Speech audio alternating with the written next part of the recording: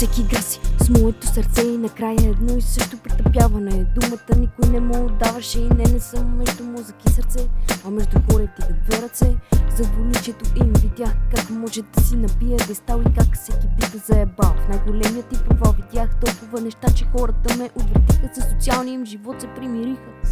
А сърцето ми иска да диша от нормалното, не от модерното. Да е с хора, дето не се чудят как да вземат средното.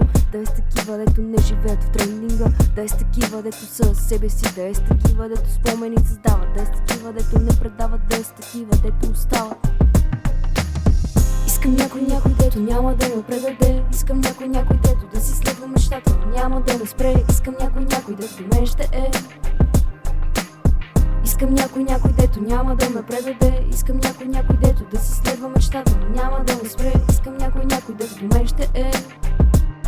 Ама трудно е да се намерят нещо време, но вярвам, че има човечност в това бреме. Бог от нас ще се отървеме, но явно трябва да минем и през това. Бог определил е така и вярвам, че той ще ми покаже пътя и как да продължа. Няма да спирам да вървя, само гоня целта, да се шляпя цяло изграда. Да си това, което ми хареса, правя това, дето обичам и продължавам по пътя да тичам. Вече по-смело стъпвам напред, повтаряйки си, че всичко ще е наред. Когато започна тази година си казах, че имам поне една издадена песен, а вече са 5. Смело към 2:25.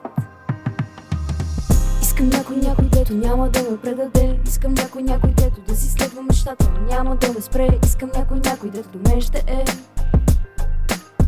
Искам някой, дето няма да ме предаде. Искам някой, дето да си следва мечтата, няма да ме спре. Искам някой, дето до мен ще е.